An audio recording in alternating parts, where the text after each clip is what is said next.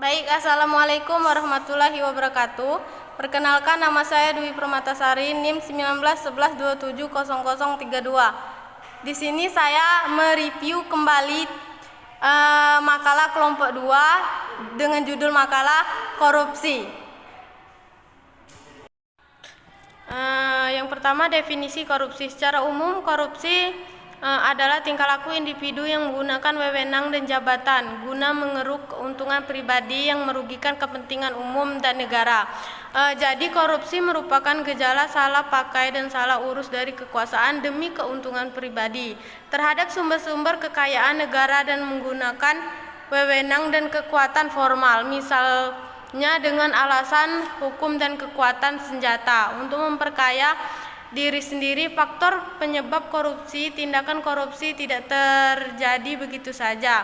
Ada beberapa faktor menyebabkan tindakan korupsi. Secara umum, faktor penyebab korupsi terdiri dari dua macam, yaitu faktor internal dan eksternal. Faktor internal merupakan faktor pendorong korupsi dari dalam diri yang dapat dirinci menjadi aspek perilaku individu, aspek sosial. Terus faktor eksternal. Faktor eksternal yaitu pemicu perilaku korupsi yang disebabkan oleh faktor di luar diri perilaku, aspek sikap masyarakat terhadap korupsi, aspek ekonomi, aspek politik, aspek organisasi, dan terdapat bentuk-bentuk korupsi. Perbuatan tindak pidana korupsi kerap menjadi momok bagi pejabat maupun pihak swasta. Namun tidak sedikit dari mereka belum mengetahui atau mengenal apa saja perbuatan yang tergolong dalam tindakan pidana korupsi. Tindakannya ada 6 jenis kelompok tindakan pidana korupsi yang diatur dalam Undang-Undang Nomor 31 Tahun 1999. Yang pertama, perbuatan yang merugikan negara. Setiap orang menyalahkan kewenangan, kesempatan atau sarana yang ada padanya karena jabatan atau kedudukan dengan tujuan menguntungkan diri sendiri. Yang kedua, suap merupakan sesuatu bentuk tindakan pemberian uang atau menerima uang yang dilakukan oleh siapapun, baik itu perseorangan atau badan hukum. Yang ketiga, gratifikasi. Korupsi ini adalah memberikan hadiah yang diterima oleh pegawai negeri atau penyelenggaraan negara. Gratifikasi dapat berupa uang, barang, diskon, pinjaman tanpa bunga, tiket pesawat, liburan, biaya pengobatan, serta fasilitas lainnya. Yang keempat, penggelapan dana jabatan. Kategori ini sering juga dimaksud sebagai penyalahgunaan jabatan.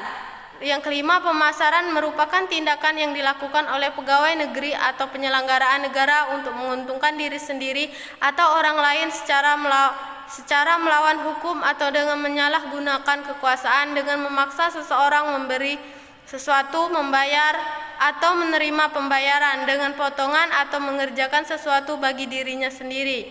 Yang keenam, perbuatan curang. Hal ini biasanya terjadi di proyek-proyek pemerintah seperti pemborong, pengawas proyek dan lain-lainnya. Yang selanjutnya, angka kasus korupsi di Indonesia. Lembaga Swadaya Masyarakat Anti Korupsi Indonesia,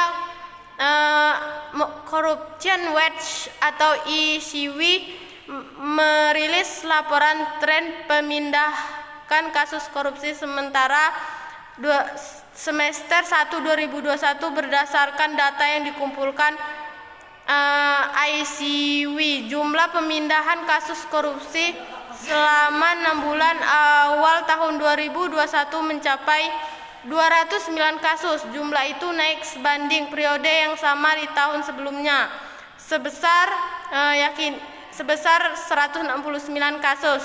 Terdapat dampak korupsi di masyarakat. Korupsi menimbulkan masalah sosial atau masyarakat serta banyak kerugian bagi negara ataupun masyarakat secara pribadi dan umum. Akibat dari perilaku ini dampaknya antara lain sebagai berikut. Yang pertama itu bidang ekonomi. Dalam bidang perekonomian tentu saja korupsi memberikan impact dan sumbangan besarnya untuk penanganan atas masalah ekonomi modern dan klasik. Misalnya saja cerminan atas ini terwujud dalam berbagai hal. Yang pertama, ketidakseimbangan finansial negara. Yang kedua, pertumbuhan ekonomi terhambat. Yang ketiga, penghasilan pajak negara berkurang. Yang keempat, ancaman inflasi. Yang kelima, penurunan kualitas barang dan jasa. Terus ada pula upaya mengatasi korupsi. Untuk memberantas korupsi yang sudah berakar dalam sendi-sendi masyarakat, diperlukan adanya partisipasi segenap lapisan rakyat. Ada beberapa langkah yang bisa dilakukan sebagai cara mencegah korupsi yang dapat kita mulai dari kita sendiri. Yang pertama itu menanamkan kejujuran. Yang kedua, memahami hukum yang berlaku. Yang ketiga, hidup sederhana. Yang keempat, mengajarkan sifat tanggung jawab. Yang terakhir atau yang kelima, meningkatkan keberanian. Mungkin hanya itulah yang dapat saya sampaikan. Saya akhiri, wabillahi taufiq wal hidayah. Wassalamualaikum warahmatullahi wabarakatuh.